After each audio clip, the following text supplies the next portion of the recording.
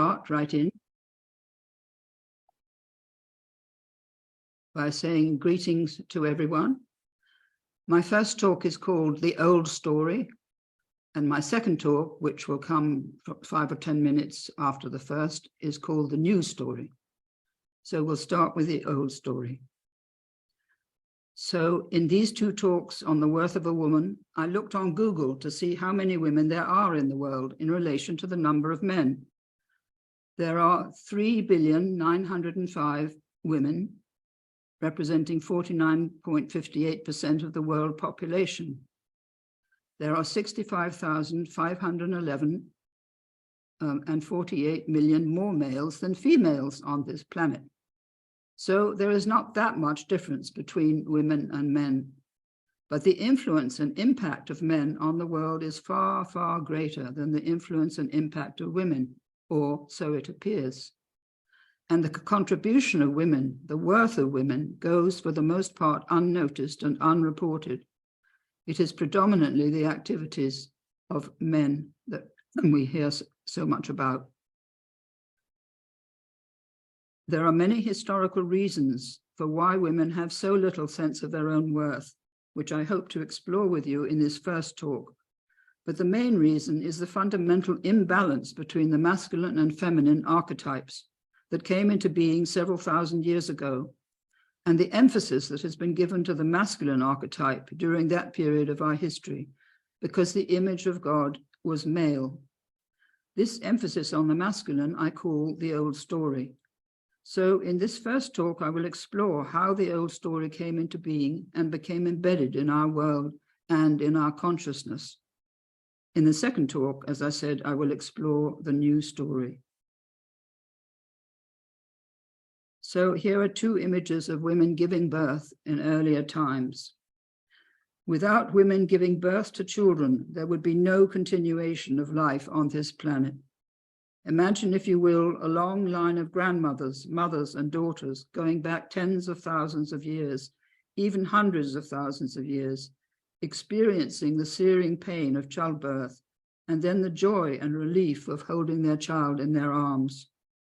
Then imagine women passing on the midwifery skills which help to birth generations of babies, the empathic and caring skills which brought those lives to adulthood, the skills in gathering plants and berries, the skills in preparing and cooking the meat of animals brought back from the hunt, and then with the coming of agriculture, developing the skills of grinding and cooking the corn and the wheat to nourish their families, skills in discovering and preparing herbs and healing many illnesses and wounds.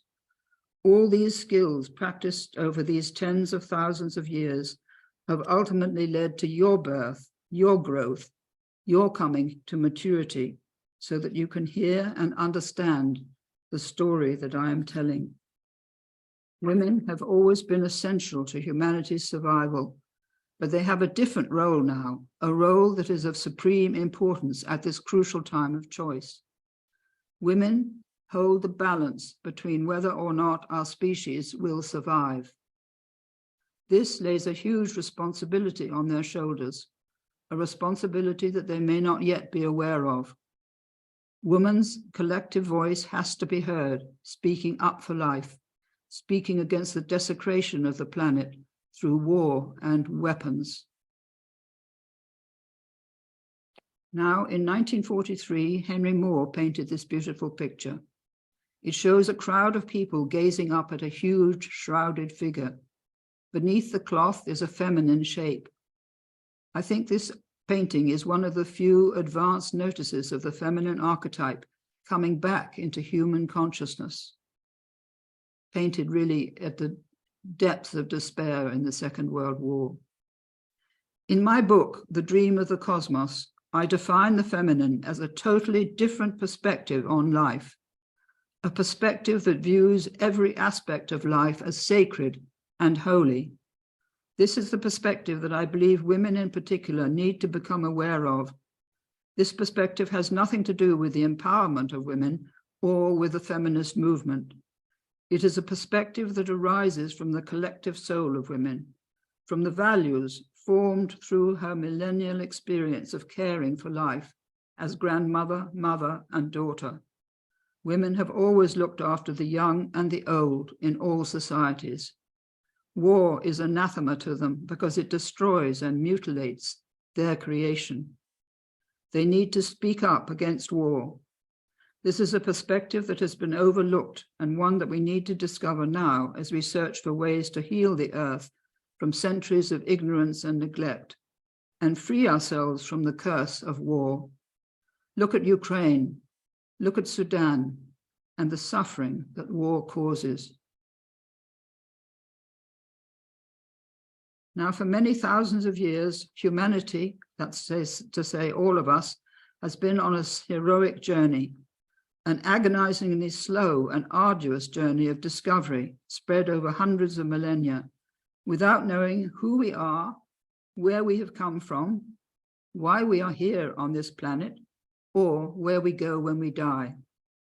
The theme of the hero's journey underlies all mythologies, which suggest that we've become separated from our home in the divine world and are therefore exiled, fallen, lost, or asleep. They tell us that we need to embark on a quest to recover our connection with that transcendent world, so bringing about our awakening, transformation, and return to the source. From the first stirrings of conscious awareness, we've sought relationship with the cosmos, gazing in wonder at the stars, naming the constellations, minutely charting the rising and setting of the moon and the sun, and imagining a divine intelligence that has created the beauty and marvel of the earth, and longing to communicate with that intelligence, we have created many images of the sacred to draw us closer to the mystery. This longing for relationship reached a new expression in 1969, when the view of our beautiful blue planet from the moon gave us a stunning perspective of our home in the vastness of the universe. This event initiated a profound alchemical experience of transformation. We are being called to respond to a new consciousness arising deep within the collective soul of humanity, a consciousness that could become the true savior of our species. We cannot go on as before, believing that we are alone in the universe and the masters of this planet. We cannot go on fighting and killing each other. This profound process of transformation requires a new image of the sacred, an image intuitively sensed by Henry Moore. We are moving into a new era, which is also a new astrological age, the age of Aquarius. And women have a vital part to play in raising human consciousness to a higher level. We are at present imprisoned in an outworn image of God and in a secular and materialistic view of reality, which has cut us off from the earth, from the cosmos, and from our own soul. For increasing numbers, religion has become meaningless. God has been pronounced dead, an outgrown superstition. But while the image of the sacred may die, the sacred itself cannot die. After an interval marked by cultural and social disintegration, which we're going through now, a new image may appear unheralded from the depths of the human soul. This began to happen in the 1980s, when the divine feminine began to return to our consciousness through the books of many women, including mine. There were many American women who wrote these books. They were pioneers. Now, the old image of the sacred has to die. That is to say, the old image of God that we've inherited from the past has to die in order to allow a new image of the sacred to emerge into consciousness. And alchemy gives us this graphic image, 400 years old, of killing the old king. The old king personifies an outworn image of spirit and an outworn paradigm of reality, one that has been split off from nature and from soul. We are living now in the time of the death of God, marked by social unrest, conflict, fear, and despair. This is how a Jungian analyst defines this interlude. The breakdown of a central myth is like the shattering of a vessel containing a precious essence. meaning is lost. In its place, primitive and atavistic contents are reactivated, differentiated values disappear and are replaced by the elemental motivations of power and pleasure, or else the individual is exposed to emptiness and despair. That was Edward Edinger in The Creation of Consciousness, Jung's myth for modern man. Now I want to look at 3 phases of our evolutionary journey.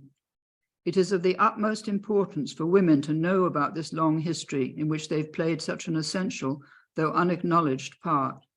There are roughly 3 phases in the evolution of human consciousness.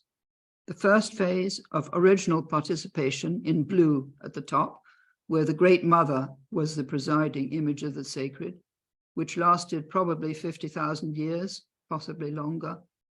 Then there's the second phase of separation from nature, presided over by the Great Father, where mind and soul became separated. That's in the middle, in the red section. And then finally, we have what the alchemists call the stellar phase, where mind and soul are reunited, and we are reunited with the divine ground that we've been separated from for so long. And we enter into conscious participation in an ensouled universe. So I think we're currently living near the end of phase 2, and we're poised at the threshold of the third phase.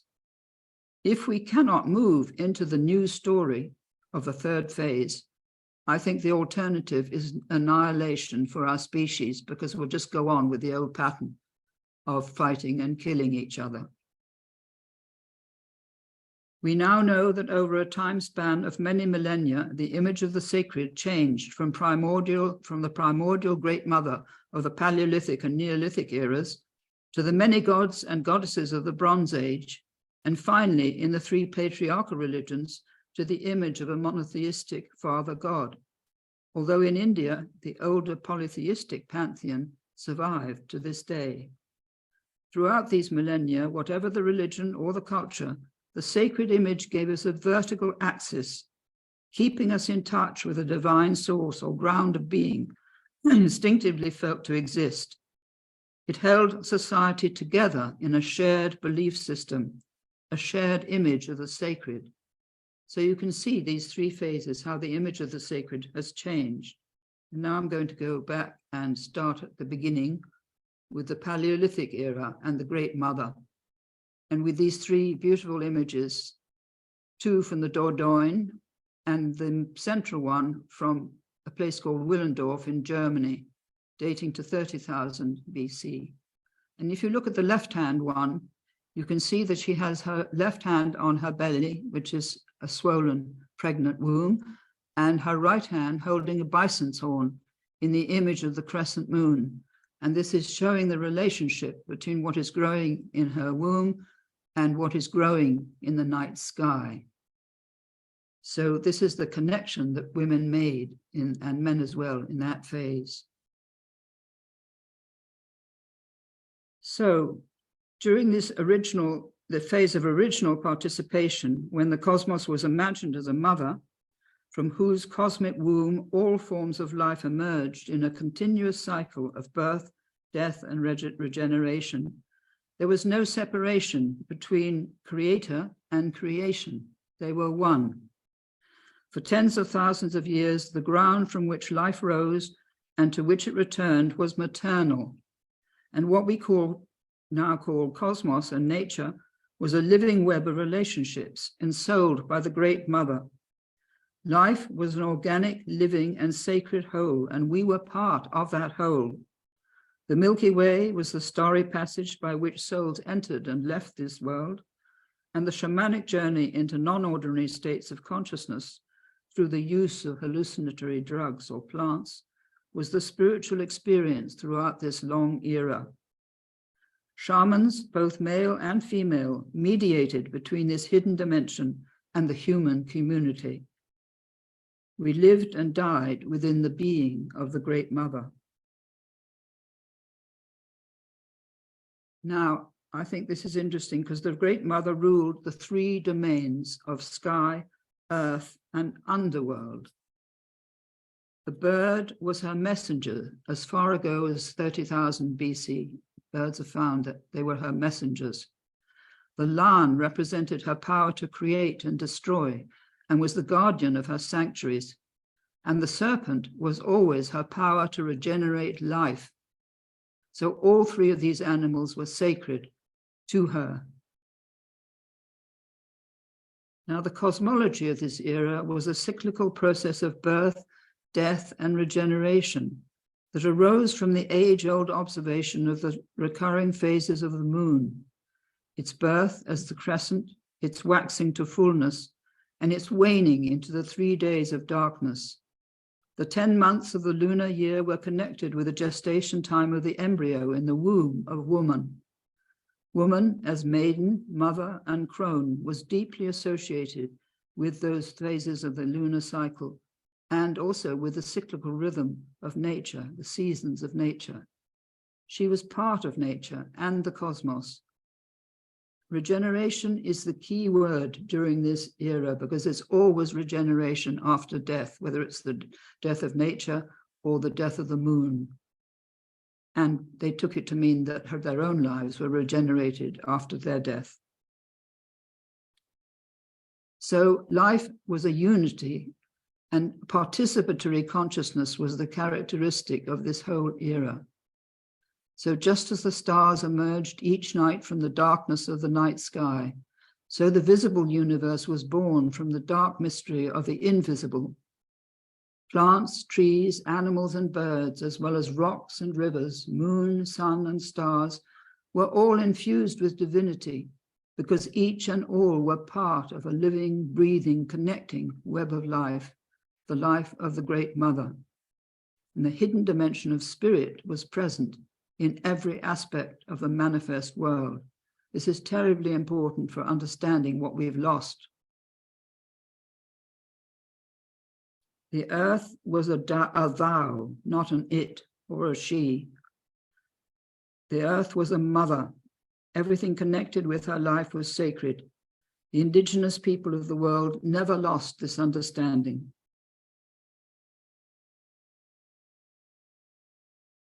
Now, for some reason, it's got stuck. Why would that be?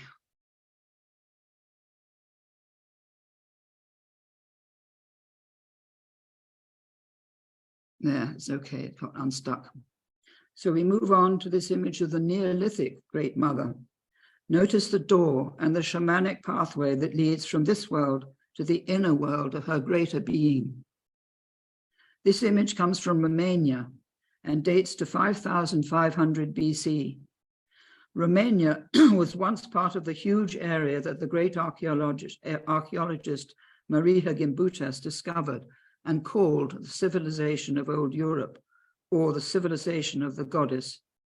This civilization extended from Italy to the Black Sea and included Greece, Romania, Bulgaria, and Ukraine, interestingly enough. It was peaceful, egalitarian, and intensely creative, producing magnificent pottery and exquisite gold artifacts. Men and women lived in harmony and mutual support to sustain the many small communities that spread along the banks of the great rivers of Europe. It was matrilineal, not matriarchal, and it existed for 3,000 years. That's a hell of a long time, from 6,500 until 3,500 BC, when it was infiltrated and ultimately destroyed by Kurgan tribes descending from the Russian steppes, bringing with them the horse, the lethal weapons, and the war chariot. Up to this time, there was no evidence of fighting or war in Neolithic Old Europe. There are no depictions of weapons in Paleolithic cave paintings, nor have any remnants of weapons been found in Old Europe. These new tribes, descending from the Russian steppes, introduced the patriarchal order, sky gods, and the hierarchical organization of society, with a warrior leader at the top and women at the bottom. Over the next 2 millennia, they spread eastwards through Turkey, the Middle East, and Persia, as far as India, taking with them this radically new kind of society. Ultimately, they established the caste system in India around 1500 BC, which has endured to this day. And from then on, women were relegated throughout this whole period and throughout this huge area to a subservient role. Now I'm showing you a Sumerian seal with the image of a god and a goddess. The god is on the right, the goddess on the left, with a tree of life in the middle and serpents behind each of them. Please remember this seal, because we will need it when we come to the myth of the fall and the change in cosmology that brought with it. And here is Inanna Ishtar, Inanna, the great goddess of Sumer, who later becomes Ishtar in Babylonian times. Note the bird wings and the talons on her feet, the owls, and the lions, with her, she's standing on these two lions, all of which originate in that far earlier time when these were all associated with the three domains of the Great Mother: sky, earth, and underworld. The serpents appear on her crown, I forgot to say that. And what she's holding in her hands is the line and instrument for laying out the outlines of a temple.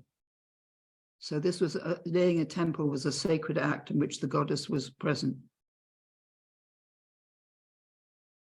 Now we come moving forward, we can follow the image of the Neolithic Great Mother as she becomes the great goddesses of the Bronze Age, goddesses such as Isis in Egypt, Inanna in Sumer, and Artemis of Ephesus, all of whom were worshipped as the Queen of Heaven and associated with the moon.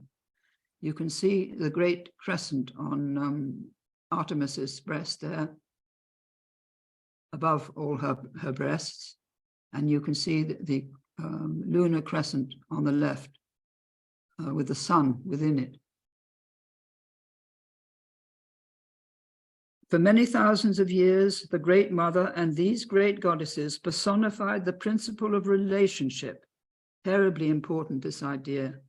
The interconnectedness of every aspect of life, and above all, the sacredness of the great web of life that connected nature and cosmos. Women served as priestesses in the temples of the goddess in Egypt and Sumer, and later in Greece and Rome. The essential relationship between goddess and god, heaven and earth, was celebrated annually in the ceremony of the sacred marriage in the temples of Egypt and Sumer. So the primary question of the lunar era was, how should the human community act in order to be in harmony with the life of the cosmos? Plato, in his Timaeus, was the first to give a name to an all-embracing cosmic entity, which he described as a single living creature that encompasses all the other creatures that are within it. He called it the soul of the cosmos. Remember this phrase, the soul of the cosmos. The priceless legacy of this whole era was the shamanic experience that the cosmos has an inner life, a soul, and that humans could communicate with it and derive their laws from listening to its guidance. The pre-Socratic philosophers of Greece knew this through the practice of incubation. The priests of Egypt also knew it, in which they spent days in a cave until they received a message which guided them to how to order the communities that they were in charge of. So we carry within our soul a very ancient kind of consciousness or experience of life that I call lunar consciousness, and associate with the timeless wisdom of the soul. It's an instinctive, feminine, participatory, and relational way of knowing, mediated through the heart, enhanced sensory observation and intuition that opens the path between two dimensions of reality. Men and women need to reconnect with this lost consciousness and learn to listen again to what Jung called the spirit of the depths. Now we move on to the solar era, which lasted over 4,000 years, from circa 2000 BC until the present day. And we find a cosmology that's radically different from that of the lunar era. It's a cosmology of separation, characterized by dissociation, duality, fragmentation, and polarization.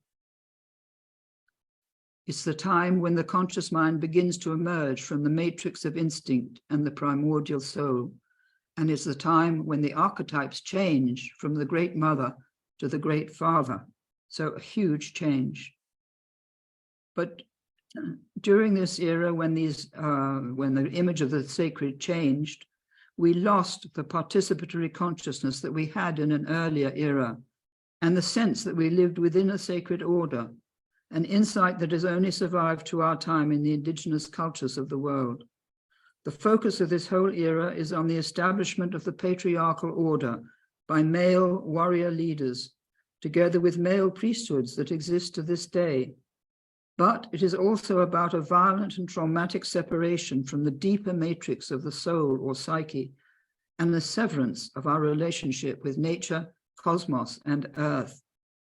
And I think it was in this era that the left brain began to shut down the right hemisphere, the imaginative one.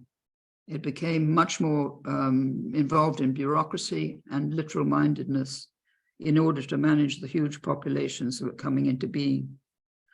So the rapid growth of the population facilitated the drive for territorial conquest, led by warrior kings who presided over immense empires. There were at least 7 of these, all built on the enslavement of conquered peoples, men, women, and children. 10,000 slaves a day were traded on the island of Delos in Greece. You can imagine the terrible suffering that that entailed. With this rise of city-states and then empires came the idea of power over vast numbers of people and how a certain territory belonged to a specific group. Conquering more territory involved killing or enslaving others. This new male quest for territory, power, and renown destroyed the older relationship with a harmonious cosmic order.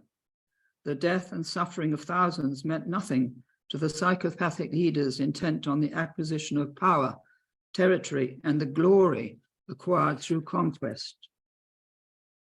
I just want to show you what was happening in this diagram, because what's happened, we came out of the deeper section, the lower section, the matrix of the primordial soul. We developed the yellow triangle at the top during this 4,000-year-long era, which we've associated with the conscious mind and the ego. But we've lost touch with the deeper matrix of the primordial soul and what Jung called the collective unconscious.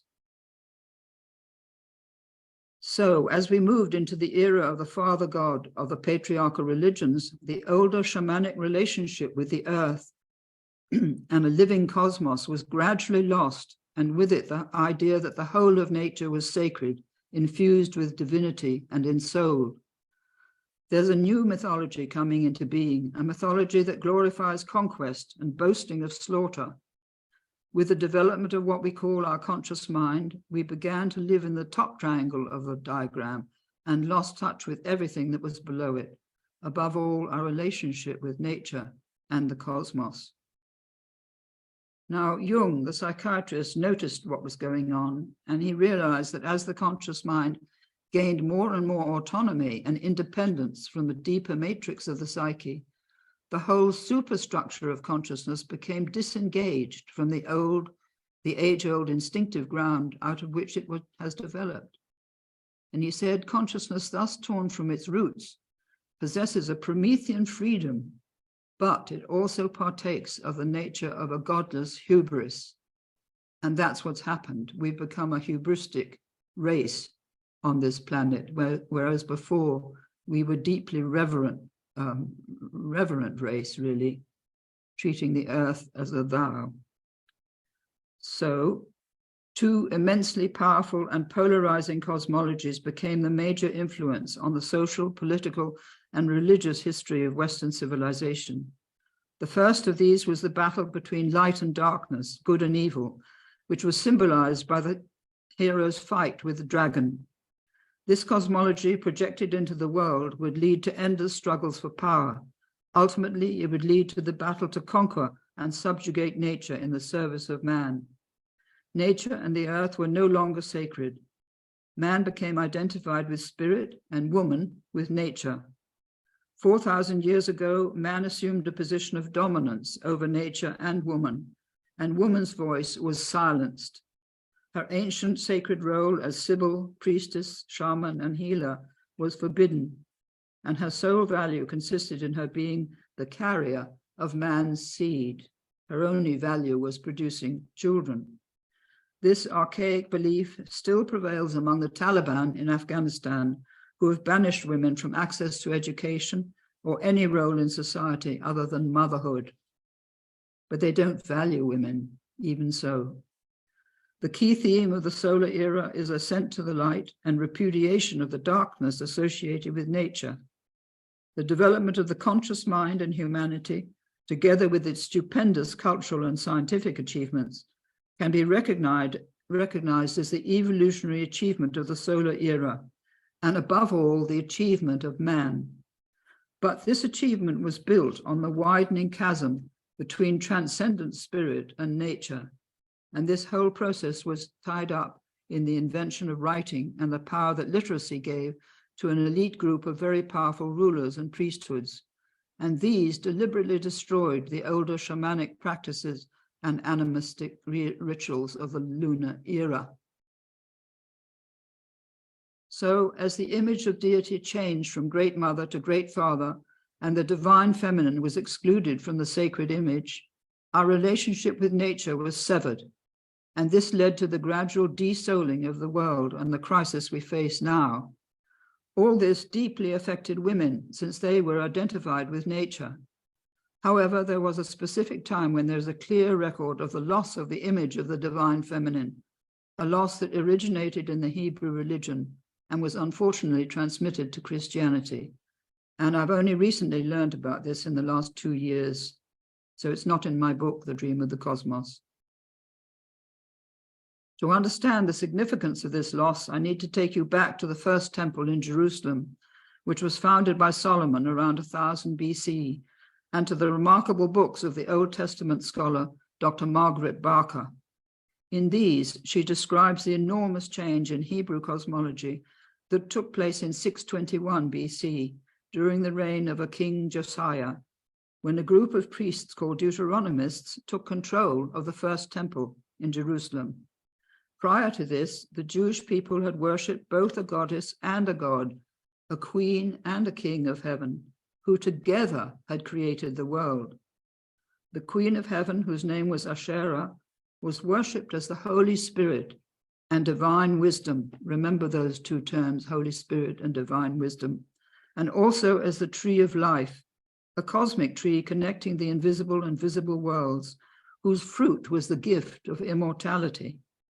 Remember the Sumerian image of goddess and god sitting each side of the tree of life with the serpents at their side? This was when the Deuteronomists eradicated all trace of the goddess, removing her statue from the temple. They also removed the great bronze serpent that symbolized her power to regenerate life. They cut down her sacred groves of trees and smashed all images of her, even tiny ones, with just a few that are left. They banished the ancient shamanic rituals of the high priest, who had climbed the steps in the great tower at the back of the temple to commune with the Queen of Heaven and the Holy Spirit. And they replaced these with new rituals based on obedience to Yahweh's law. The making of images was henceforth forbidden in Judaism. And then they created the myth of the fall, downgrading the goddess into the human figure of Eve and bestowing on Eve the former title of the goddess, Mother of all living. In this way, the Jewish people lost the image of their goddess, leaving Yahweh as the sole creator God. The only place where the teaching and rituals of the first temple survived was in the later mystical teaching of Kabbalah, known as the voice of the dove and the jewels of the heavenly bride. In Kabbalah, and only there, the masculine and feminine aspects of the divine ground were preserved in the image of the sacred marriage. So the story of Eve begins with the appearance of Yahweh in the place of the mother of all living. This shift of power marks a fundamental change in the relationship between humanity and God, the world and God, the world and humanity, and men and women. What it involved ultimately was the rejection of the feminine as a sacred entity. These are the words of John Phillips, who wrote a book called The Story of Eve, which we quoted at length in The Myth of the Goddess. So this was a hugely important change in consciousness, really. Now, Christianity adopted the monotheistic image of God from Judaism, as well as the myth of the fall in Genesis 2 and 3. In this new Christian patriarchal cosmology, earth is designated a place of exile and punishment for primordial sin. It is no longer sacred. Adam is given dominion over the animals, but he is no longer part of the divine order. He is banished to a world contaminated by the fall and subject to sin, suffering, and death, all introduced into the world by Eve. So I hope you can see what a burden was put on women's backs, so to speak. Since Eve was the primary agent of the fall, she took the blame for our banishment from the Garden of Eden. And this led to the unrelenting persecution of women, who had the heavy burden of the sin of Eve placed on them by the Christian fathers and generations of Christian priests, culminating in their being tried and condemned to death at the stake by the Inquisition for consorting with the devil. You need to read the texts of the early Christian fathers and of priests who were commenting on this myth to understand the depth of hatred of women that they held, and also fear of women.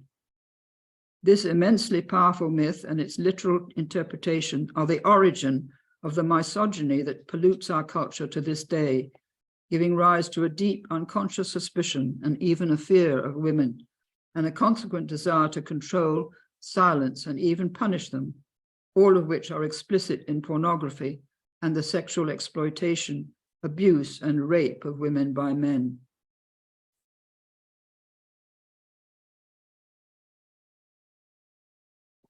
From the perspective of our relationship with the earth, this myth and the loss of the goddess and the divine feminine were a disaster. Everything that was once associated with the divine feminine, that is to say, nature, matter, sexuality, and the whole instinctual aspect of life, was excluded from the sacred. Once again, nature, split off from spirit, was effectively desouled. We lost the awareness that spirit was active and present in the world, in every blade of grass. We lost the sense of living within a sacred order. This myth imprinted us with a negative image of our nature and our presence on this planet, and placed a heavy burden of shame and guilt, particularly sexual guilt, on our shoulders. The monotheistic cosmology of the three patriarchal religions has led to the situation where the earth is no longer recognized as sacred, and we are confronted with the catastrophic effects of the loss of the divine feminine. From the time of the Crusades, the Christian Church in Rome pursued wars, conquests, and brutal conversions in the name of its God. Hugely inflated by its power, it introduced the horror of the Inquisition in the 13th century, which lasted for 5 centuries. It was a terrifying period to be alive, particularly if you were a woman. Women accused of being witches were its chief victims. Now, I brought this rather violent picture showing you what happened when the church took on the desire of conquering these territories in the name of Christ. We've recently acknowledged the evils of slavery, but it was a series of papal bulls from 1493 that gave the European nations permission to invade, capture, subdue, and enslave, those are the words of the actual bulls, the indigenous populations, and seize all their lands and possessions, all in the name of Christ. Because of this lamentable history of conquest, subjugation, and slaughter, So-called Christian civilization has been on the wrong path for at least 1,000 years, out of alignment with the earth and with the cosmos, out of touch with the teaching of its founder, although worshipping his image. So the effects of this archetypal shift of emphasis from creator as mother to creator as father have been these, really. Fear, guilt, and shame have been the underlying emotions of this whole era. Fear of God, fear of divine punishment, fear of doing wrong, fear of punishment for a sexual aberration such as homosexuality, fear and shame in case anything hidden was revealed and punished. The belief that the body must be controlled, mortified, made to suffer for its desires, and in general brought into a relationship of subjection to the mind is very deeply ingrained in the Christian psyche and has been passed on to the materialist ideology that I'll come to later.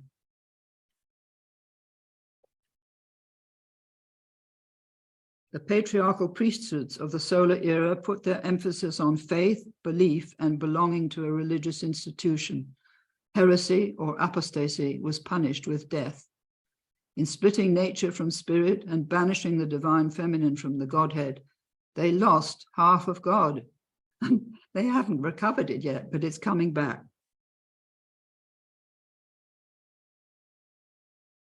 The deeper layers of the soul, which held the memory of a life of participation in creation and the instinctual awareness of the unity of life governed by divine law, understood for thousands of years through the image of the goddess, were silenced. The most important effect of monotheism was that nature was split off from spirit. The loss of the goddess meant that nature was no longer sacred because spirit was no longer present within it. And we are the inheritors of the dualism embedded in the monotheistic patriarchal religions, which worshipped a creator God whose priesthoods would not tolerate a feminine co-creator, and who severed the umbilical cord between nature and spirit. We are faced with the effects of this split today as we belatedly recognize the harm that we've done to the life of the planet. So I'm bringing here this rather ferocious image of the psyche that's possessed by the will to power of the instincts, because when people are traumatized over generations, this is what happens. They live in the instincts, survival mode, so to speak, and they lose the priceless attainments of civilization if they don't look out.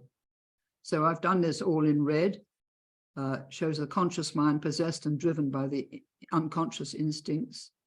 We have the personal experience in the top middle part, and then the deeper collective shadow, what Jung called the shadow of the survival instincts and their will to power. So that's the situation that was coming into being over these 4,000 years. We didn't know what was happening, but we can see it now looking back and looking at what's happening at the present. So I've brought here an image of Putin's bomb. It's not necessarily his bomb alone, it's all our nuclear bombs that I'm speaking of. But this particular one is armed with 15 nuclear warheads, if you please, which can destroy 15 cities at one go. So the first atomic bomb, detonated in 1945, was hailed as a tremendous achievement. It was followed by the obliteration of Hiroshima and Nagasaki and countless millions of people. And it triggered a struggle for power between the United States and the Soviet Union. With the creation of this demonic weapon, we lost our humanity, as Albert Schweitzer observed in 1954, when he received the Nobel Prize for Peace. Now there are 9 nuclear powers, with possibly a 10th coming along. And few people, least of all governments, understand that the creation of nuclear weapons was a crime against the sacred order of life on this planet. We are now faced with evil on a colossal scale, evil that we have brought into being because we have not begun to comprehend the fact that in developing and using these weapons, we have broken the law of life. We have created a very negative karma for ourselves. Today, we live in a culture that has given overwhelming emphasis to the rational mind and to technological progress, scientific advance, and political power. It has neglected the feminine value, above all the deepest longings and innate wisdom of the human heart. Visionary experience has been banished, ridiculed. In such a culture, the soul is effectively starving. Modern culture is driven by a predatory and rapacious materialism, an ethos of competitive struggle and the pursuit of power, wealth, dominance, and control. There is no limit to the evil that people will do for money and power. And we are now facing the shadow aspect of Western civilization and the effects of having ignored the feminine value for millennia. So I come now to scientific materialism, because this is the end result of this whole trajectory of 4,000 years. The split between spirit and nature, which has been for the most part unconscious, has led ultimately to materialist or reductionist science, also known as physicalism, that came into being over the last 3 centuries and today controls our secular culture, government, the media, and mainstream academic life.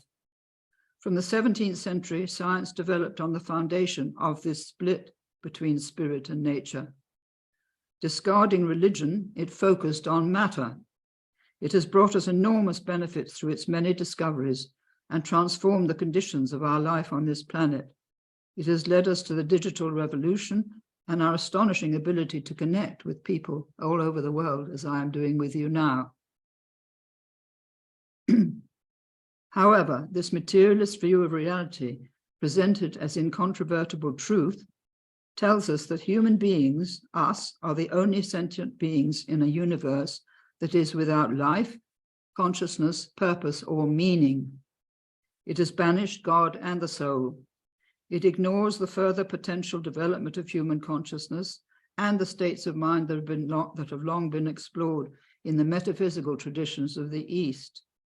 The rational human mind has virtually replaced God and no longer recognizes a dimension of reality beyond the material universe, nor any form of consciousness transcendent to its own.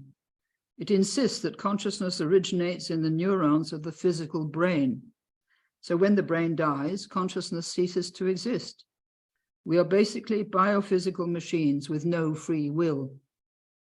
These dehumanizing beliefs offer no foundation for morality, which is increasingly vanishing from our world, no foundation for relationship with and respect for the earth. They uphold the belief once uttered by Mao Zedong in the Cultural Revolution that man must conquer nature. This bleak cosmology, taught in our schools and universities for over 100 years, has taken on the power and absolutism of an ideology. No image describes it better than this painting of the Cyclops, or one-eyed giant, painted 100 years ago by Odilon Redon. Now, the effects of this materialist cosmology are the following, because seeing all aspects of the world and the universe as separate from ourselves has led to a catastrophic loss of soul and a loss of relationship with the planetary environment. This dehumanizing materialist ideology provides no foundation for moral values whatsoever. This can be seen most clearly in the amoral behavior of the technological media giants, the giant corporations that control the resources of the planet, and the colossal sums of money spent on nuclear weapons and war. Science and technology are dreaming of unimaginable power over life through AI, but they have no moral boundaries to restrain them, no love of the planet, its people, and its life. So coming to the end now, countless millions live their lives at this time in bondage to patriarchal images of God, which are rigid in their authoritarian control over the human spirit, as in Afghanistan, Saudi Arabia, and Iran. Women suffer atrociously under them. Countless other millions live under the absolute control of their totalitarian governments, as in China and North Korea. And we are threatened with the same prospect of digital control by our governments that we have seen during the last 2 years of COVID. No longer needing to believe in God and the soul, we've been reduced, as Yuval Harari has charmingly put it, to no more than hackable animals. Is it surprising that so many people are showing symptoms of mental illness and are driven to drugs and suicide because both men and women feel their lives have no meaning and no value. This absence of meaning leaves them open to indoctrination and control by governments and other international organizations, such as the World Economic Forum and the World Health Organization. Remember those two terms. In our heavily censored culture, where there has been no debate allowed on such crucially important issues as the dangerous effects of the vaccines, and increasingly controlled by governments and international organizations, our voices have been silenced, literally. Women have been conditioned for millennia to obey husband, church, and government, but they need to wake up and free themselves from this insidious control and insist that their voice is heard on a multitude of issues, but above all, on the colossal sums of money spent on preparations for war. If you want to understand how easily people can be controlled by governments and acquiesce in this control, and as we have done in the last 2 years, read a book called The New Abnormal, The Rise of the Biomedical State by Aaron Kheriaty, MD. It explains what happens when we are driven by deliberately engineered fear into a state of collective hypnosis, where we blindly obey what we are told to do by our governments and the media. Those individuals who are courageous enough to speak up against this indoctrination and control are ostracized and demonized. Demonizing those who are different is a survival mechanism employed repeatedly in our past by both church and state. So that's the end of my first talk. And now I think we'll take a break. What do you think, Shaina? 5 or 10 minutes? Yeah, let's go ahead and take like 7 minutes. So we'll come back in 7 minutes. Good? I would be grateful. There's a lady doing exercises, which is very off-putting because I can see her in the right-hand thing. So would you please do her exercises now and not while I'm giving my next talk? Okay. Thank you very much. I'm going to leave this on, I think, because I know that I'm in the right place. I don't want to lose my connection to the pictures. Okay, beautiful. Yeah, so we'll just come back in a few minutes. In a few minutes, okay. So everyone stretch, get your water, use the restroom, whatever you need to do, take care of yourself. And we'll come back now, let's say in 6 minutes. Sound good? We'll come back when you come back, Ann, okay? We're here.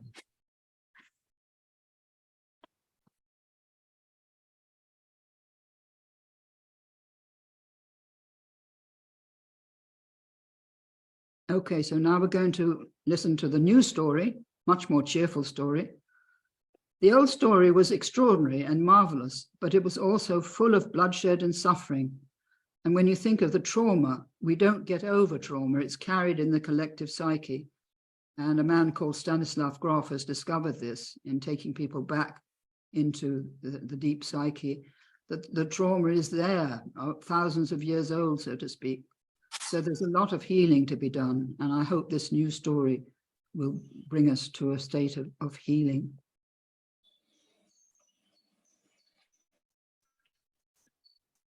So there are 4 questions that I mentioned in the beginning that neither religion nor science have answered.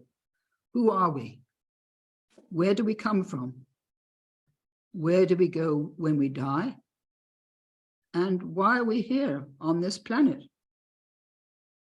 What made us come into being on this planet? So at the present time, something of immense significance is happening. These questions are beginning to be answered, although the answers were known to ancient civilizations to some extent. A new cosmology is being born. A door is opening onto a new vision of our profound relationship with each other, with the earth, and with the conscious, intelligent universe. Has somebody got their phone? I just turned it off. You turned it off, okay. We are not the product of a random evolutionary process. Our consciousness does not begin with the neurons of the physical brain, nor does it end with the death of the physical body. It continues beyond the death of the body. There is a new consensus among a growing number of physicists, astrophysicists, and cosmologists that our human consciousness comes from the inner life of the universe, not from matter or our physical bodies. It comes from what Plato called the soul of the cosmos, and what cosmologists call cosmic consciousness.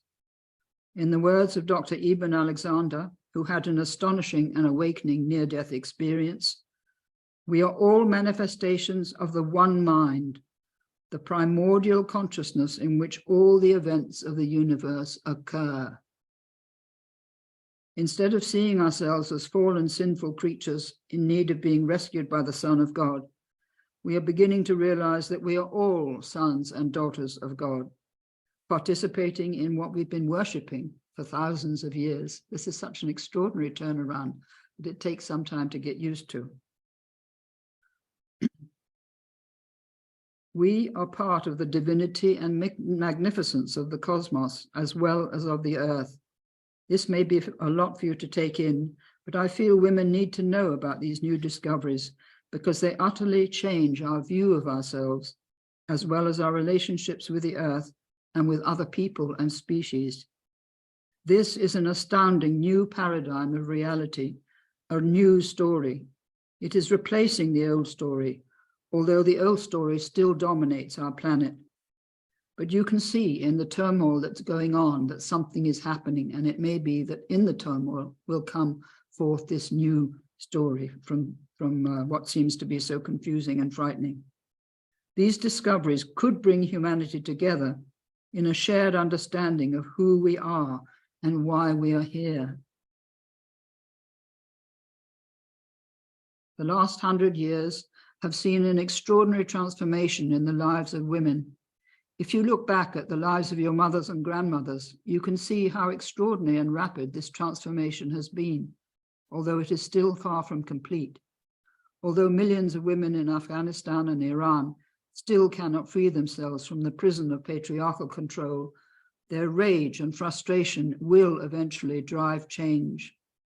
The freeing of women from the subservience of their past is part of the evolutionary imperative of this new century, part of the awakening of the feminine principle, the sleeping beauty.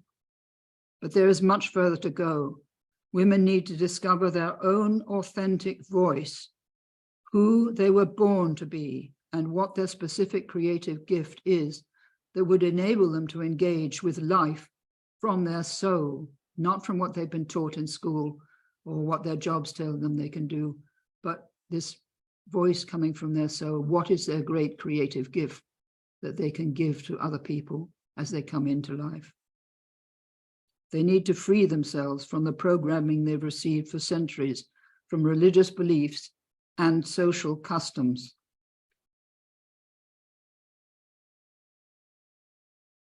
Now, I've taken the words of Richard Tarnas here in his prophetic epilogue to his book, The Passion of the Western Mind.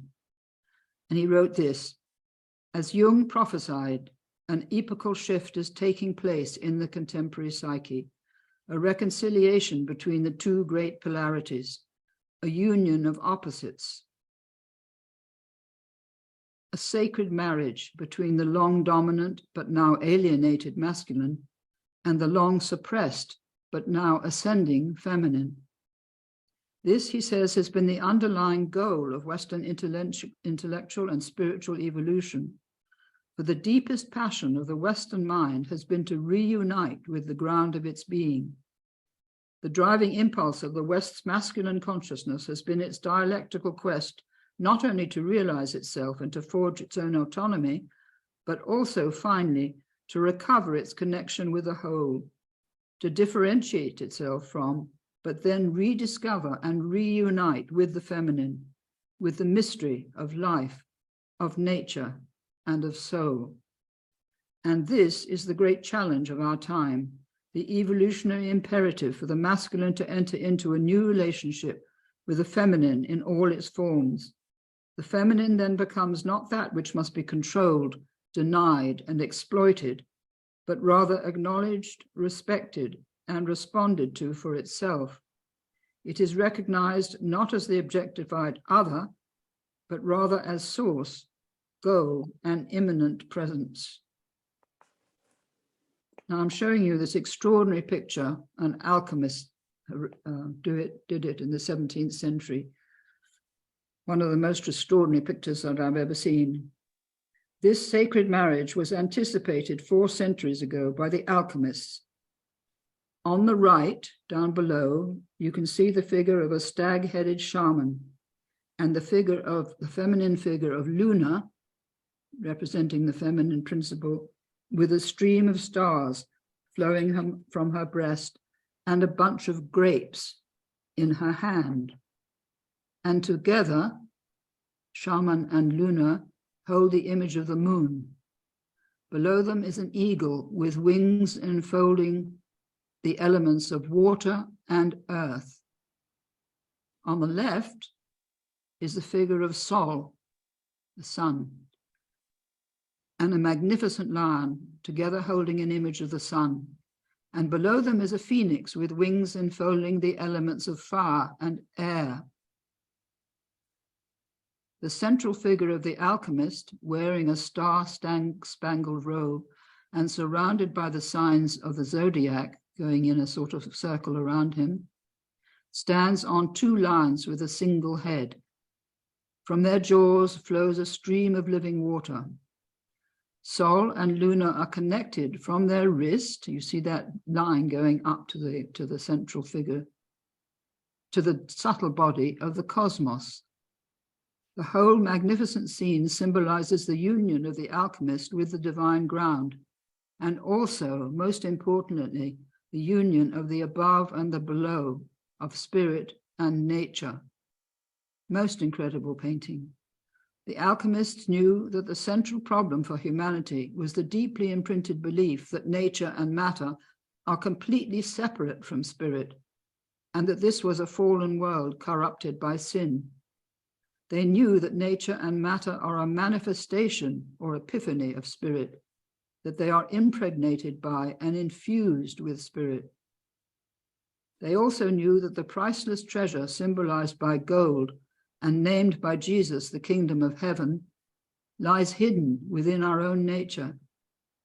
If we can become aware of its existence within us, all this will change. Alchemy gives the treasure many beautiful names which resonate down the centuries: the elixir of life, the philosopher's stone, the flower of immortality, the divine water, and the quintessential gold. So if change in the world situation is to come about, it will come through an increase in the number of concerned and committed individuals engaged in the awakening and transformation of their own consciousness, and giving expression to that transformation in some form of service to the world. Women have the greatest experience of loving service through countless millennia. That is their absolute programming, if you like, or what they've experienced through these millennia. Their service may take the form of the struggle for freedom from oppressive regimes, as in Iran and Afghanistan. It may seek to alleviate the hunger and deprivation in areas where starvation stalks the lives of millions, or to liberate women from oppression and servitude to religious beliefs and social customs, or to protect the planet from the failure of governments to take collective action on its behalf. Whatever form it takes, its inspiration will spring from a changed perception of life and an awakened and compassionate heart that is connected to the life around us, particularly to the life of the family, children, animals, gardens, and the community around each woman. Now, spirit depends on us to rescue it from its imprisoned or buried state. This is what the alchemist said, hidden in nature, matter, and our own nature. We need to wake up to who we are, not who we've been told we are. The great work of alchemy involves a descent into the underworld of the soul in order to recover the lost awareness that the life of nature, matter, and the body are a manifestation of spirit and therefore sacred. It's about recovering the lost lunar sense of participatory awareness and applying it consciously to our relationship with nature. It is about reanimating the imaginative vision, the poetic sensibility, and the heightened awareness or insight that connects us to an unseen ground of being. All this is within the reach of women because of their enhanced sensitivity and their millennial experience of caring for life. Now I'm going to tell you a dream I had about 40 years ago, which changed my life. I had a visionary dream of a cosmic woman whose form filled the starry space between earth and heaven. I dreamed that I come round the side of a huge dolmen and enter another world, an utterly strange and barren landscape. It is lit by the brilliant radiance of the full moon. I am searching for someone I love, and my longing for him is so great that I've embarked on a journey in search of him. The landscape is transformed from a desert into field after field of brilliant green wheat. The moonlight is so bright that it is like daylight, and the wheat is the color of an emerald. I float over this emerald sea for many miles, my bare feet skimming the surface of the wheat, until I come to the brow of a low hill and hesitate, wondering if I should go further. I decide to go on and come down into a valley on the other side. Suddenly, I find that two enormous men, standing on two hills high above the valley, have caught me in a gigantic net that stretches the whole width of the valley. They are drawing me into the presence of something tremendously powerful and numinous. I lie flat on my back on the ground, helplessly enmeshed in the net, and look up, half in terror, half in awe. I see the figure of a woman towering above me, filling the entire space between earth and sky. She is naked, with fair skin and golden hair, and is very beautiful. She is not young, but ageless. In the center of her abdomen is an immense revolving wheel that is also a rose and a labyrinth, like the one I had seen inlaid on the floor of Chartres Cathedral. Awestruck, I gaze up at her, and then down at my own body, which is exactly like hers, only tiny in relation to it. I too have a revolving wheel, but mine is not centered. It is too far to the left. She does not speak, but indicates that I am to center my wheel, like hers. Now, this dream was the most awesome experience of my life and the real awakener of my soul. It led me to discover my life work, which was to recover the lost image of the divine feminine. My search for who she was led me to the Shekinah of Kabbalah, whose titles now, as millennia ago, are divine wisdom and the Holy Spirit. I realized that my vision had shown me the missing divine feminine aspect of the Godhead, once worshipped as the Holy Spirit in the first temple in Jerusalem. Because of this dream, in my book, The Dream of the Cosmos, I defined the feminine as a totally different worldview or paradigm of reality, one that regards this planet as part of a sacred cosmic order, whose precious life we are here to protect and serve. It also stands for a totally different perspective on life, a perspective which recognizes that our human lives participate in this divine order, and that our role as humans is to wake up from our dream of control over the planet and each other and begin to care for its life. The feminine archetype is coming back into our consciousness as a new image of the sacred, bringing with it a new revelation, a new story, symbolized in this painting by my husband of the figure of a woman holding a child standing in the tree of life. As this great evolutionary impulse gathers momentum, our rational left hemispheric mind is beginning to reconnect with our long silenced soul. What, in its deepest archetypal sense, does the word feminine mean in today's world? It stands for the arduous creation of a new kind of civilization and a new kind of human, one who has a conscious relationship with the cosmos and a profound respect for the divine laws which order it. The feminine is summed up in a statement by a Council of Indigenous Peoples of North America a few years ago. All life is sacred. We come into life as sacred beings. When we abuse the sacredness of life, we affect all creation. Awakening to the feminine requires a receptivity not only to what is happening in the world around us, but to the long ignored voice of the soul that speaks to us through dreams and visions, through intuitions, and through attempts to guide and help us. The soul communicates mainly through the heart, through our deepest feelings, many of which are denied expression in our culture. It also communicates through visionary experience, as in my dream. There are immense opportunities in this time of transformation, but also immense dangers, for the very transforming power of the feminine activates deep fear of change and evokes the response of reactionary forces which seek to reassert or maintain their control over our lives. Technology gives them the power to do this. We tread a path which is on the knife edge between the conscious integration of this new vision, on the one hand, and social disintegration and regression into barbarism, perhaps the virtual annihilation of our species on the other. It really is a time, a crucial time of choice that we're living through. Now, the most ancient symbol of the divine feminine is the rose that we can find exalted in the great rose windows of Chartres Cathedral, which is itself a hymn to the divine feminine.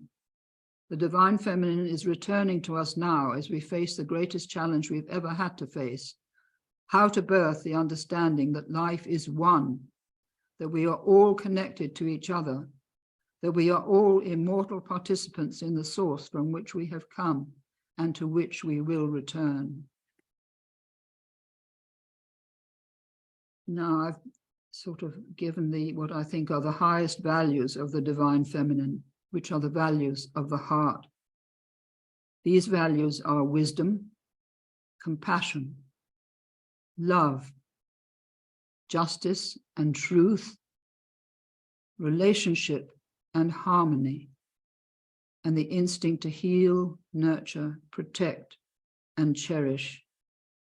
Our culture has forgotten these values, but they are returning through the inspired work of many thousands, even millions of individuals. The call goes out to the world to speak with one voice on behalf of these values, on behalf of life, on behalf of love, for the precious life of the earth on which all our lives depend. Love and wisdom need to become the keystone of a new civilization. Now, I'm showing you this diagram because it shows how closely the heart is connected to the brain through the sympathetic nervous system and the vagus nerve or parasympathetic nervous system on the right. We need to shift our attention from our head to our heart. We had enough attention on the head, and it really is time to open up to the heart. The heart is the master organ of the body, controlling all the other organs. What happens here, therefore, affects every other organ. If our heart is miserable and unhappy, every organ in the body will be affected. We'll have stomach pains, headaches, all sorts of symptoms. The heart is our conduit to the soul, a receiver of messages from the soul. The Heart Math Institute has discovered the importance of the heart as a vital center of consciousness, and they teach people how to connect with the heart. There's also that method of teaching is in my Dream of the Cosmos. So the brain receives its signals from the heart, not the other way around. The right hemisphere of the brain is the first to develop out of the heart of the embryo at 21 days. And the heart is connected to all the vital organs of the body. In the adult, the electromagnetic field of the heart is 500 times more powerful than that of the brain and extends 10 to 25 feet beyond the body. It has over 40,000 sensory neurons. And we can reprogram our heart to move from fear and anxiety to love and trust. So all of you listening could practice entering the chamber of your heart at least once a day to listen to the voice of your soul and to what you're feeling about life and about everything that's going on around you and what's going on within you. And the brain has two hemispheres. The right brain is 90% cognition and connective ability, imagination, painting, music, using our hands to create something. We have to a great extent lost the connection to the right hemisphere because of the emphasis in our educational systems on developing left hemispheric skills, passing exams, etc., and neglecting right hemispheric ones, such as music, painting, or any kind of artistic creativity, dancing, acting. All those things are vitally important aspects of helping the child to develop a balance between the left and the right hemisphere.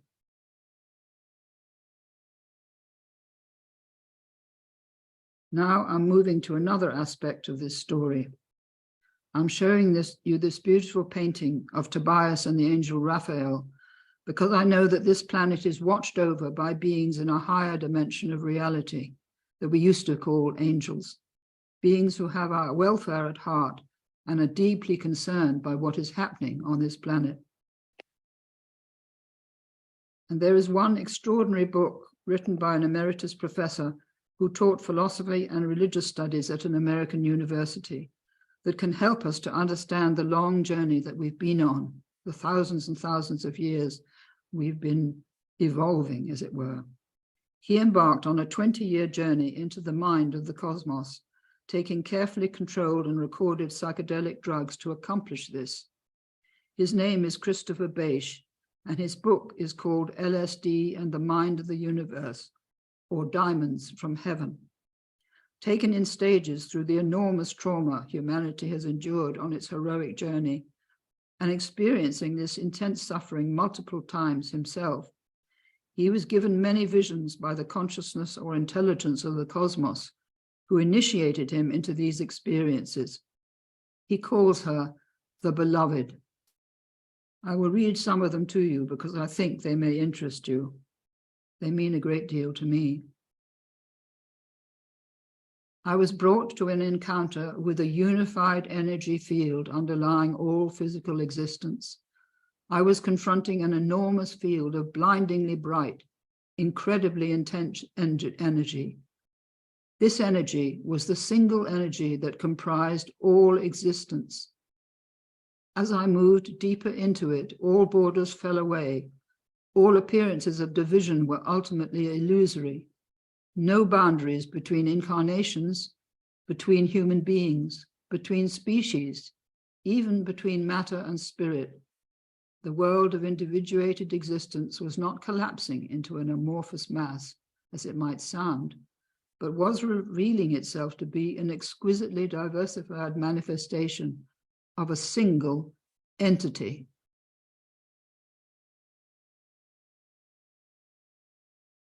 These experiences were extraordinary in their own right.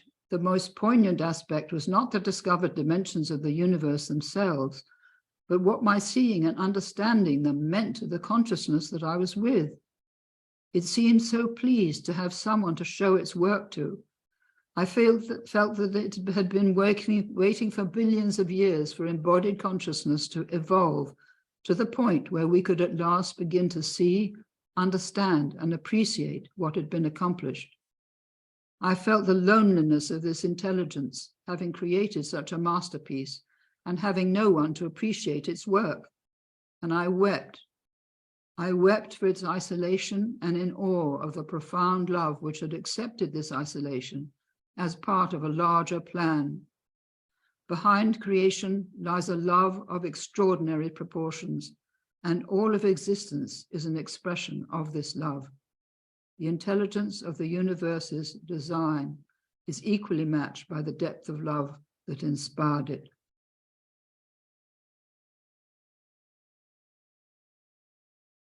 Just when Western culture had convinced itself that the entire universe was a machine, and that it moves with a machine's precision and a machine's blindness, the ability to experience the inner life of the universe is being gapped back to us. The entire human endeavor has been emptied of existential purpose and significance because it has been judged to be a product of blind chance. When one gains access to the inner experience of the universe, however, one learns that far from being an accident, our conscious presence here is the result of a supreme and heroic effort.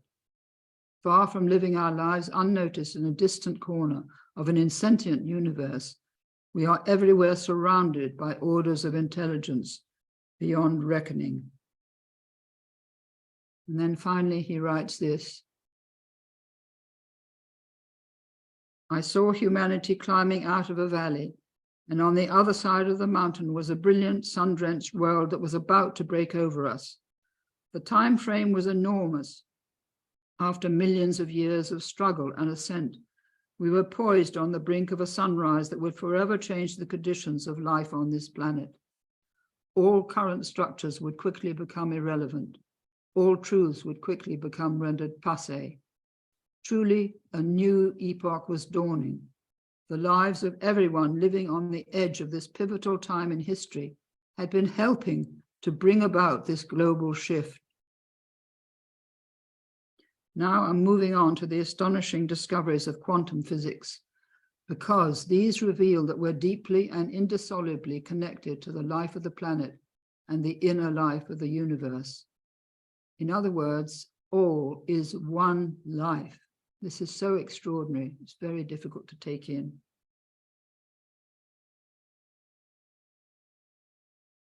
Now, Dr. Jude Currivan is a friend of mine, and she's a physicist and cosmologist, one of the visionaries whose field of exploration has been the inner life of the cosmos.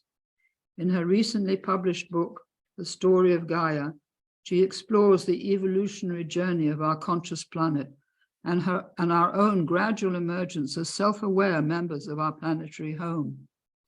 She describes the universe as a unified and innately sentient organism, and she explains how mind and consciousness are not what we possess, but what we and the whole world are. In other words, we don't have consciousness, we are consciousness. She reveals that our universe is a great thought of cosmic mind, manifesting as a cosmic hologram of enfolded information that exists to evolve. She writes, beginning 13.8 billion years ago, not in the old paradigm story of the implied chaos of a Big Bang, but as a beautifully ordered and incredibly fine-tuned first moment of an ongoing big breath, a sentient universe emerged. As space expands from its minuscule birth and time flows from past to present to future, life embodies a profound evolutionary impulse, driven not by random occurrences and mutations, but through resonant and harmonic interplays of forces and influences that are meaningly and coherently informed and guided. Like Chris Bache, she says that the entire universe is held together by love. Now, 9 years ago, I did a course in unified physics with Nassim Haramein and his colleagues at the Resonance Academy, now the Resonance Science Foundation. Thousands of people, young and old, are now taking that updated course. The new story is also coming from Nassim, who says this: a new cosmology is being born, a new vision of our profound relationship with an intelligent, living, and interconnected universe. He compares these discoveries to the unfolding of the petals of a rose. He's about to present to the scientific community a 200-page paper holding thousands of equations, the fruit of decades of research, showing how to reconcile quantum theory with relativity theory, a problem that has baffled scientists for a century. The revelation of our profound connection to the deepest ground of life and to each other could have a powerful effect on how we live our lives, how we relate to the planet, and how we interact with each other. Recognizing that our every act and even our every thought affects the underlying intelligent field through which we are all connected with each other. Now, unified physics tells us that the whole universe is a unified field, a cosmic web of life which connects all life forms in our universe and on our planet. So every atom of life interacts with every other atom, no matter how great the distance between them. None of us is truly separate from others or from other species of life on this planet, or from the life of the 2 trillion galaxies of the universe. Really an astonishing thought. There are 40 billion planets in our galaxy alone. Multiply this by the number of galaxies and the number of planets appears infinite. Now, I just got a couple of quotes here from 2 people. This is from Dr. Ibn Alexander, who was a neurosurgeon who had an extraordinary out-of-the-body experience, or beyond death, after-death experience. And he says this in Living in a Mindful Universe: all of the apparent physical world exists within consciousness. We are all manifestations of the one mind, the primordial consciousness in which all the events of the universe occur. And Brian Swim, who's written a fascinating book called Cosmogenesis, about the story of how he came to his discoveries, says that just as the universe knows how to create galaxies and stars, so our solar system knows how to create conscious human beings.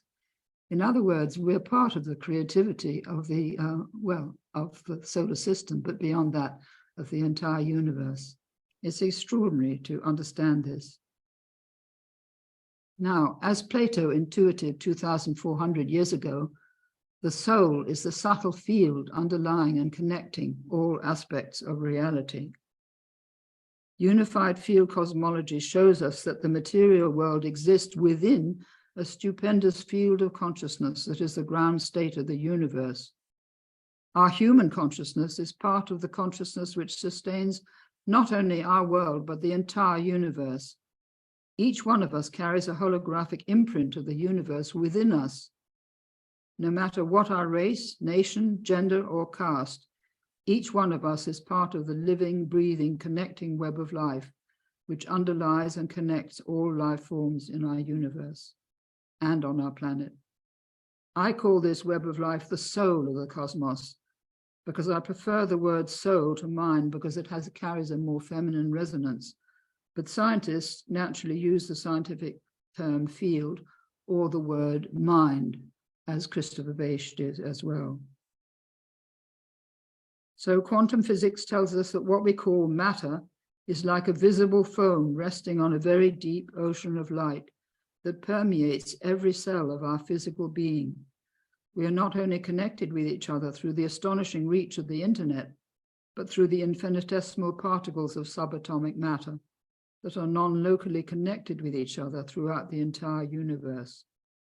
So in our essence, we are beings of light, cosmic beings, incarnated many times on this planet for an evolutionary purpose. All life at the deepest level is essentially one, and each of us is an expression of that one, inseparable from it. Yet our individuality is important because each of us brings a unique individual creative component to the whole as we interact with the underlying field. These discoveries challenge the assumption that we humans are the only conscious beings in a universe that is without life, intelligence, purpose, or meaning. In the nick of time, we're moving from a story of a dead, insentient universe to a universe that is vibrantly alive and the ground of all that we call life. The new story gives us a new concept of the sacred, or a new image of God and spirit. The old image of God creating the world from a place called heaven is dying and undergoing an alchemical transformation. Matter, as I hope I've told you, cannot be separated from spirit. So God cannot be separated from matter. God or spirit can be redefined as the invisible ground of the entire manifest universe and the ground of our own consciousness. So divine mind is not something separate or distant from us.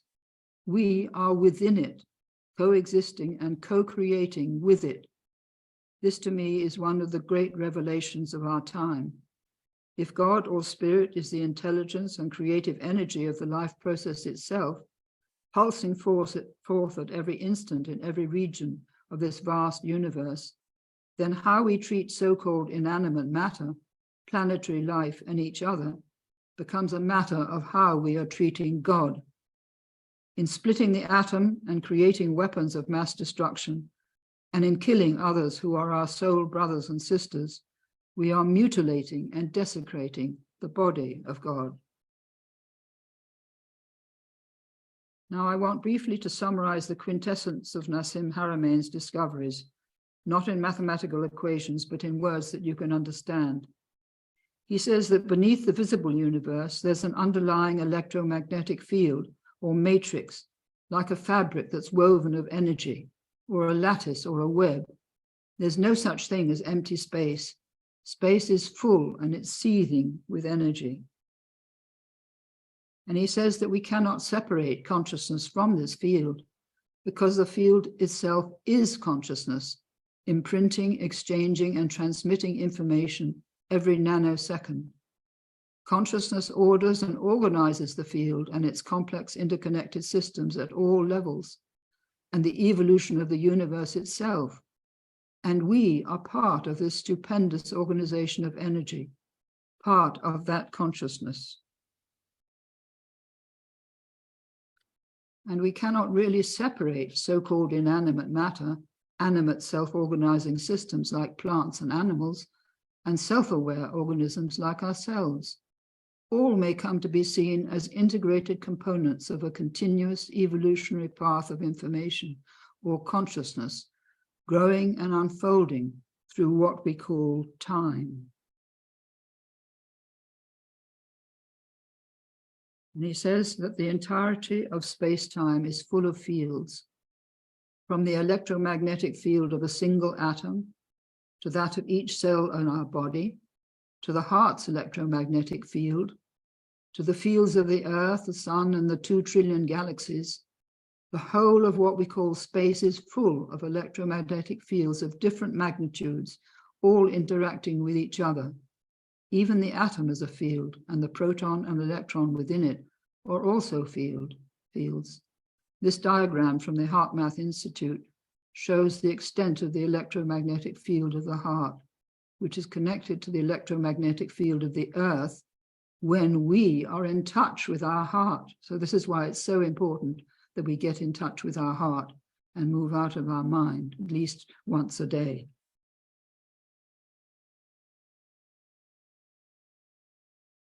He says there are 100 trillion cells in our body and 100 trillion atoms in every one of these 100 trillion cells. Each one of these atoms contains a proton, and each proton holds millions, trillions of infinitesimal units of matter that are called Planck units. Everything is connected through these infinitesimal Planck units. The size of a Planck unit is like a grain of sand compared to the size of the whole universe. So their size is unimaginable, their tininess. Untold numbers of these electromagnetic oscillators constitute the ground of the material universe, and all so-called matter is made out of protons and these infinitesimal Planck units. And what he says, what he explains, is these basic particles in the field are oscillating and vibrating so rapidly that there's no apparent space between them. And this electromagnetic oscillation is the ground state of the entire universe. This continuous oscillation is so rapid that it makes matter appear to us as a steady state. Incredible understanding that we need to develop.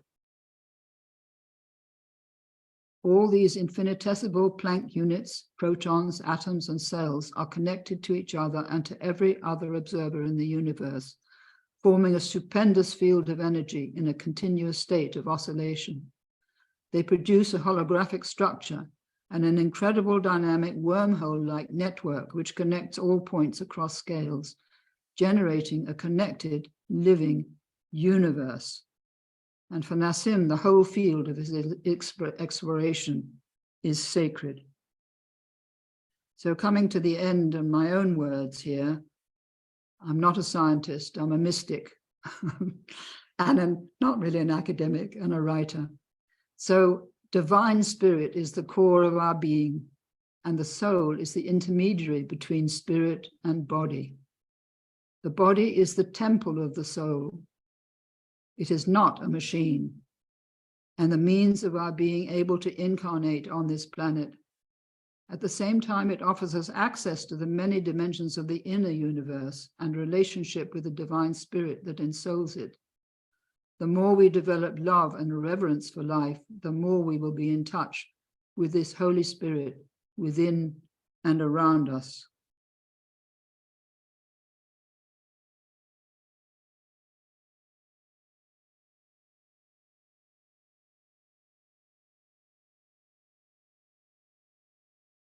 So the new story is about relinquishing the fear of death, knowing that we survive death, that we are in our essence immortal cosmic beings whose life continues beyond the death of the physical body in different dimensions of the universe.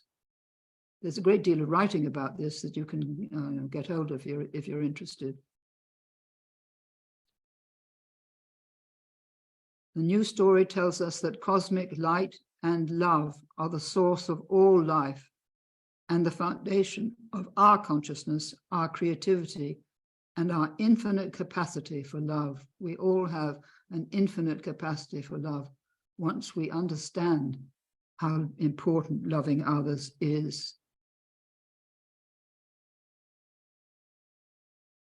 So imagine this revelation being born in your heart, unfolding like the petals of a rose. If the whole universe is one integrated living organism, one symphony of cosmic sound, then we are part of that whole. We participate as co-creators in the unfolding of our lives in this miraculous evolutionary process. At the heart of the cosmos is a love of unimaginable dimensions, a love that sustains the entire universe and is the origin of our own capacity to love and to create.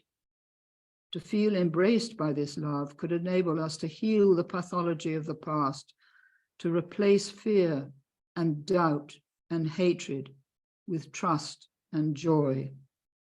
To know this is the secret longing of the life that lives us. So radiate love to the world, knowing that you are embraced and given life by love. Thank you. Now I'll do stop share. There we are. Here I am. There you are. Hello. Thank you so much, Anne, for this beautiful talk. So if it's okay with you, I want to open the space for a few women to ask questions. And the way that we're going to do this is for you to put your questions in the chat. And so we can consolidate questions too.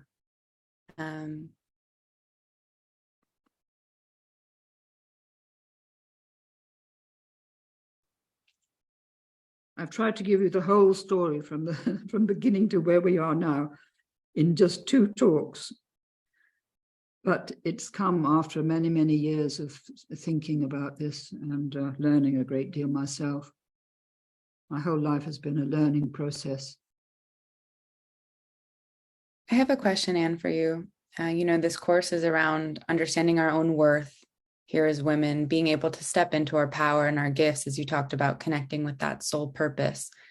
And I was curious if you have any, revelation or understanding from your own life about how we can move past the fears and into more trust and ease of our worth and our path. I think if you know the second story, the new story, it takes away the fear and the doubt and the confusion. The world is at the moment a very horrible place, a very frightening place. And many women are lost in it because they don't know how to find their path through it. But forget about what's happening in the world. Think about your own inner path of creativity. What is it that you most want to give to the world? What are your greatest gifts? Then people have infinite number of gifts, as many people as many gifts as there are people. So just give time to just be quiet in yourself and think, what have I brought into life? What have I brought in through my education and my own discoveries, my experiences, my own form of service of life, maybe of bringing up children or looking after animals or looking after other people, all sorts of things which may belong to your particular kind of life. Don't be afraid of what's happening in the war zones, dreadful as it is. This is part of the slow, final, I hope, working out of the old paradigm of being disconnected from the universe, feeling that God is distant rather than the ground of our being. It's a shift in our understanding of what God or spirit is. It's a shift in understanding of the sacredness of nature. And it's a shift in the understanding of our own sacredness and our own divinity, and the fact that we're immortal beings. If you think about all that, give yourself time to think, you may come to a different understanding of your life and your problems and your needs and your wishes. Don't you think, Shaina? Yeah. There's a it few takes questions. time. It can't be rushed. You can't wake up tomorrow and have it all clear. It may take 20, 30 years, depending on how old you are now. And also you grow as you bring up your children, or as you get into relationships and maybe out of them again, as you engage in some kind of work that fulfills your soul. You grow, and soul growth is the purpose of why we're here on the planet. And there's a few questions about the masculine, about learning how to forgive men and ourselves for the internalized misogyny, and perhaps a way that you've found that we can perhaps point men towards the feminine or educate men about what has happened. I think men are going through an enormous change in my lifetime, a colossal change since my mother's life, and say my mother and father's relationship, quite different. My relationship with my husband is utterly different from their relationship. I don't think we can teach men anything, because men have suffered as much as we have. Think of all the billions of young men who've been sacrificed in wars for 4,000 years. Think of the fact they had no choice. They had to be warriors. They had to go and either defend their country or follow whoever their military leader was. They had no choice. The only people who could stay behind were either the cripples, who couldn't go into the army, or people who were artistically gifted, who were perhaps allowed to stay behind. So think about men's suffering as well as women's suffering, because it was equal in a different way. And because of their suffering, I think, they took it out on women, made them the inferior gender, and said, we're the greatest, sort of thing. And we are going to dominate the planet. We're going to do what we want. And they're still saying that. Governments are saying that. And even the World Health Organization is putting forth a new treaty, which is going to imprison us all in all kinds of red tape, more vaccinations, more commands, more lockdowns. And this is intolerable and should be resisted with every atom of your strength that you've got. You don't know about it yet because it's only come into being this month, but find out about it and make sure that you do something to say no, and don't let your children have any more vaccinations of any kind, except the essential ones like diphtheria, smallpox, and I don't know, there are a few other ones, whooping cough, I think. But you don't need, American children have a colossal number of vaccinations, which are quite unnecessary, and they interfere with the immune system of the body. And the immune system is something infinitely precious, which we have as a gift from life if we look after it. And interfering, treating the body as a machine and putting all these things into it is not good. So I'm just passing that on from my own experience of the last 2 or 3 years, and of the way children are treated as subjects who have to be given all these interferences with their immune systems. So there's a great deal that can be done. And I think that men, as you say, as I said, they're in the power now. but the power is beginning to falter. It's beginning to be more unsure of itself. And perhaps the wars of Ukraine and Sudan are bringing this into prominence, because we can see the ridiculousness in Sudan of two generals fighting each other for power, when before the population of Sudan had got rid of one maddening leader and thought they were okay and they could have a non-military government. And now they've got these two men fighting over the body of Sudan, so to speak. Thousands will be killed, thousands of young men will die for nothing at all, just the greed of these two generals. So it's becoming more apparent what's happening. And people are saying, we will not put up with this any longer. It's got to change. I'm putting out a petition to all the mothers and grandmothers of the planet shortly, not quite sure yet how to do it, saying we have to put an end to wars, because we can't survive much longer if we go on with this pattern. Sooner or later, someone's going to let off some nuclear bombs. There are far too many. There are thousands and thousands of bombs in different peoples in the 9 nations that have them. And this is just like a sort of magazine of fireworks waiting to go off.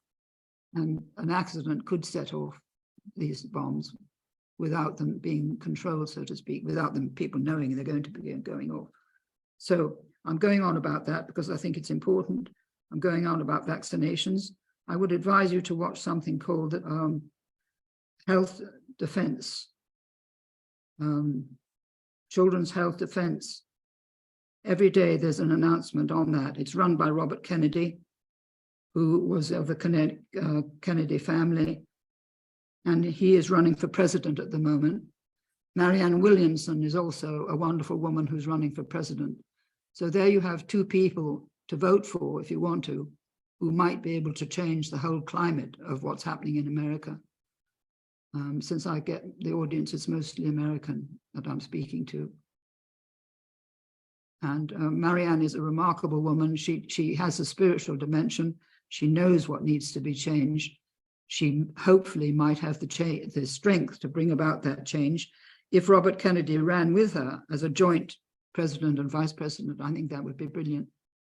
But they've got the forces of the old order against them.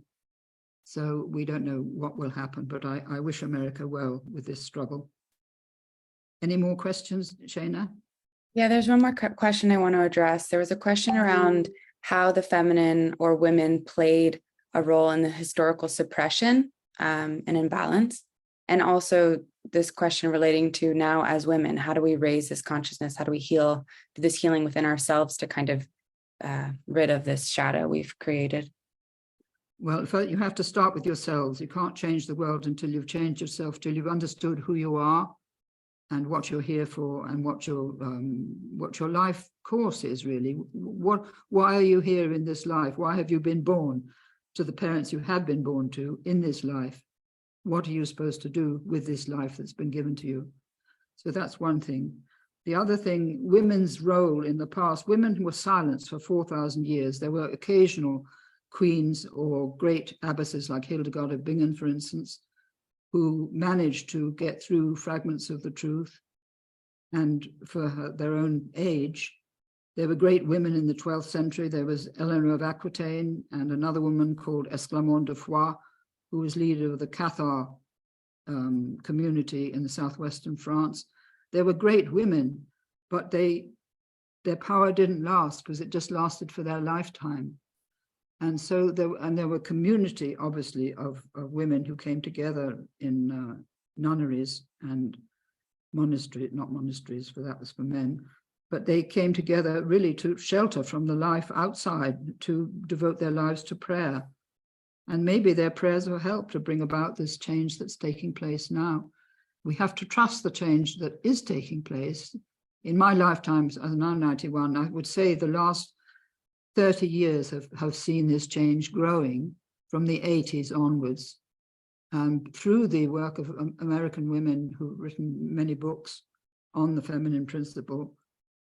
But it has involved a lot of resentment and even hatred of men in the Me Too movement, which was very necessary, I think, but it can be taken too far. And as I said, men are the victims as much as women of what's happened.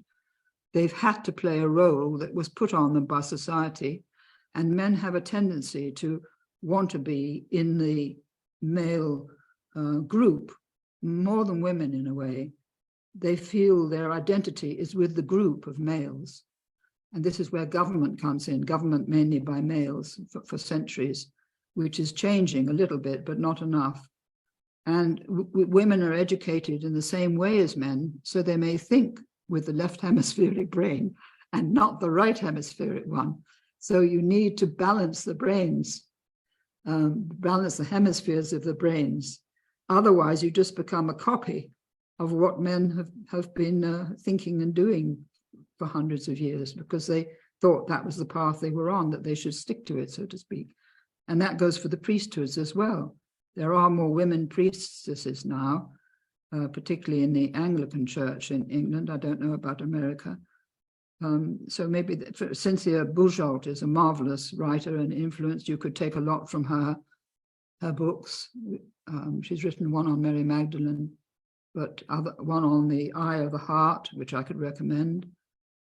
So there are many books that you could find, but not spend your time reading, because it's most important to spend time just sitting and pondering about all these things and reconnecting with your heart and your soul until you really feel you know your soul and you know what its purpose here in this life that you're in.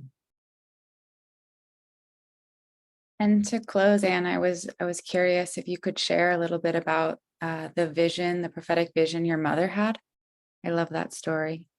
I'm publishing the book of all the messages that she had from 1943 to 1965. They're with the publisher at the moment. They'll probably take a month to come out, I think, by the time one's sorted out the printing and everything. But they were messages that started suddenly in New York. She was in America. My mother was American. She was in New York in 1943 with 2 children. One was in hospital. And she was with her sister and her sister-in-law and a French friend, who later on did most of the automatic writing. And suddenly, it was February, it was freezing cold, the door onto the patio in their apartment was shut, and suddenly there was a gust of wind and it blew open inwards. It's very moving to speak about. And a voice said, "Be sure of thy spirit, as I am of being the bread and the wine of the one who is above the fire and the light and foremost." Now that was some message to receive. So they fell on their knees and they felt the presence of this being in the room with them. And they said, "Should we pray?" And the voice said, "Your church is your immortal soul." So remember that, your church is your immortal soul. And they said to follow your heart and you will find the best way of helping humanity, because they were deeply depressed by what was happening in Europe with the war and everything. And just trust your heart. And then they had many other messages over the next 10 or 15, 20 years, which were from Jesus and St. Francis, and also a guide called Azraf, an angelic guide. So those 3 beings gave them these messages and they wrote them down. And I inherited them when my mother died in 1994. And I've kept them all these years, not knowing what to do with them, because my daughter is dyslexic and will never read them. My grandson is dyslexic and will never read them. So who could I give them to? And I suddenly thought, well, publish them and give them to the world, because they might help the world. And they said, the messages said that if we don't stop the killing, we will destroy ourselves. And they also said, Jesus said, I can bring you the blessing of the millennium if the killing stops and if this whole pattern of power over other people comes to an end. So the messages were extremely moving, very powerful, not long, and they fill up about just under 100 pages of this book. So there's quite a lot to read, and I hope that you will find comfort in them and also find a trust, because the messages said your whole formation has been based on fear, rather than trust. And you need to relinquish this fear. And they said to my mother, stop being such a wimp. You know, find the courage in yourself. You don't have to be frightened of what you're doing. Because at that time, they couldn't speak out. Women in that era had no value whatsoever, particularly during the war. And I had no value either speaking out in my 20s, 30s, 40s, 50s. I've had to wait to my 90s to be able to put this out into the world, because I didn't feel that I had the authority and the experience and possibly the insight to dare to do this, because it's a big step. It will be ridiculed by many people. They also said that the teaching of Christ had been distorted by the church. I think that more or less say that he came as a man teaching the way to follow him, not as somebody to worship as the Son of God. That he was offering a pattern of behavior to us, how to increase our consciousness so that we no longer killed other people, so that we really cared for life, so that we really loved our children. I see there's a little child there. Lara has a child. And how she would love that child instinctively. But so many people can't love their children because of either their complexes or because of the physical circumstances of their lives. So there's a huge amount that could be corrected in our society without being dramatic, but just these simple feminine values of care and love could be given primacy rather than power. So that is where the power of women lies, in these values. They don't need to copy the male model of getting more and more power in order to do this. They have to start with a pattern, and the pattern will grow in strength. That is what I think I've learned from the messages. They said to just trust yourselves, trust what you're doing, trust your painting and your writing, in my mother's case. And in Ninon's case, the French woman, she was a theatre agent, so she went on with being a theatre agent. And they just listened and waited and watched and listened, wrote down these messages, contemplated them, and did what they could in the time of their life, which wasn't as much as they'd hoped or as much as the messages hoped. But it wasn't possible to go out on the mountain top and shout to the community of humanity and say this, that, and the other. It's still not possible. But I think if women came together, if all the women on the planet came together and said, we've just had enough of our children being sacrificed, of starvation and hunger and destruction of buildings and ruin of lives, we've had enough. And we want change. I think if they came together, something could change. I'm not quite sure. Maybe I'll ask Shaina for help in doing this. I don't know how to get the signatures of all these women from all over the world, where to put them. Do I create a website, or what do I do? So I need help there. But I'm with three other women who are equally interested in doing this. One of them has worked on getting rid of war for 40 years. The other is the wife of the former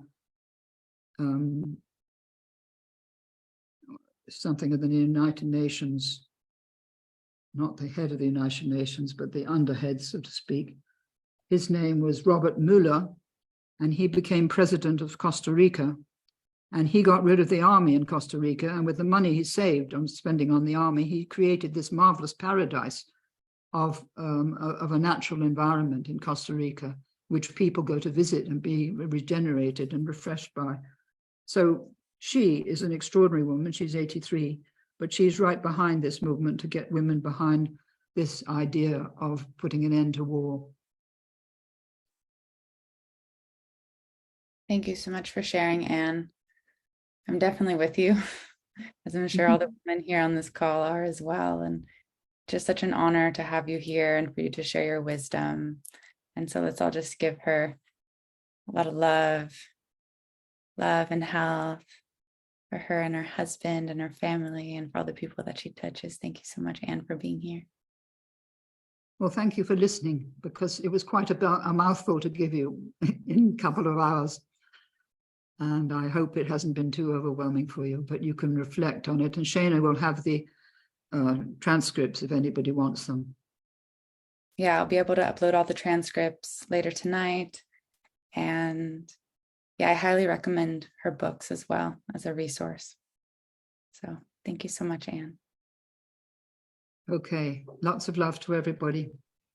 I'm going to take everybody off mute so we can all go ahead and say goodbye. Thank you. Thank you. Thank you so much. Bye. Have a great day. Thank you. Thank you, Anne. Thank you. Goodbye. Thank you. Thank you. For us. Thank you. Thank you. Thank you. Thank you. Thank you. Thank you. Thank you so much, Shaina. Wonderful. Yes. Thank you, Shaina. Thank you, Shaina, for arranging this. Thank you, Without Shaina. without you. Oh my God, it's my